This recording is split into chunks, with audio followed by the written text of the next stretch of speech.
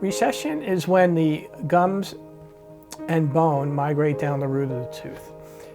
And it becomes a problem when you wear through a certain type of tissue that connects to the root of the tooth. That's the tissue that connects to the tooth and protects the underlying bone. When you have recession, you can often wear through that tissue. So then the tissue that's supposed to protect the bone and place the bone in a sterile environment doesn't really exist well anymore. Sometimes the body can keep that situation stable on its own, but frequently it cannot. And what it leads to is more recession, more bone loss along the tooth, and the gums then follow the bone down the tooth. In treating recession, we can affect patients' lives in a variety of different ways. So some people come here to have recession treated because the roots of the teeth are very sensitive. And we're often able to cover the roots of the teeth. So now the sensitivity goes away. Other people come here for aesthetics. They don't like seeing a very long-looking tooth. Or they're about to have new crowns or veneers and they're wondering if I can bring the gum tissue down to a more appropriate place. So that's a really nice service to be able to create a very harmonious, pleasing smile, because that's what frames the teeth. The gum tissue looks natural. Other people, it's more of a biological issue. They're not as concerned about aesthetics. They're concerned more about function and retaining their tooth. And what we do at Recession, we're recreating that seal of the gum tissue to the tooth and protecting the bone, which should significantly decrease the chances of having future recession on those teeth. So we're able to retain teeth. And we also treat recession around implants. Some people have had bone loss around implants, and using these different techniques we use for teeth, we're often able to cover up the metal that's showing if you have recession around an implant. And that's really a nice thing to be able to do, because you really don't feel like yourself when some artificial structure is showing in your mouth.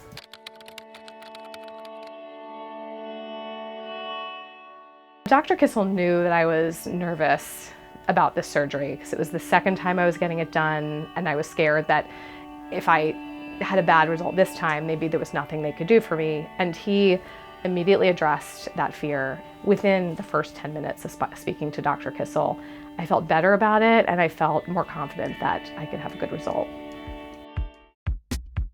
I think we're known in New York City as one of the go-to, if not the go-to practice for treating recession. We provide the most minimally invasive treatment for recession. Using microsurgical techniques, we're able to achieve the goals we need to achieve with minimal insult to the patients. We don't prescribe narcotics for this procedure. Patients will use medications similar to Advil or Tylenol. But it's an entirely different type of treatment than traditional treatment. There are a lot of different ways to treat recession, and I'm experienced and have extensive skills in all those different treatment modalities. So we're not locked into one procedure to treat recession. It's almost patient-specific, tooth-specific.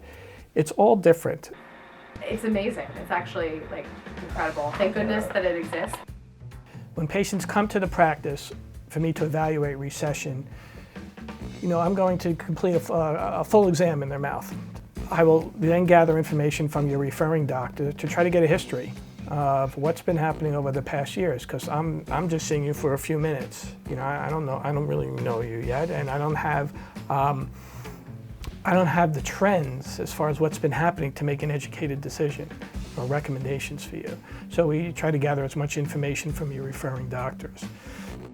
From there, we'll evaluate what's going on in your mouth, and we will then make recommendations on, or prioritize first, what I think is the most likely site to worsen. And we will create a hierarchy of what I would recommend. There's different ways of treating each tooth, and I'm going to go over the advantages and disadvantages of each of these techniques. I'm going to answer all your questions, so you can feel free to ask me whatever you like. And you'll let me know what option is best for you. He was doing this new technique, or new to me, of microsurgery. And it wasn't going to require cutting more of my gums up and potentially losing more of my gums. We're using very high magnification, and just like, if you're wearing glasses, you can see much more than if you're not wearing your glasses. So take that to a different, very high level where you have a lot more knowledge, because now you can see very well.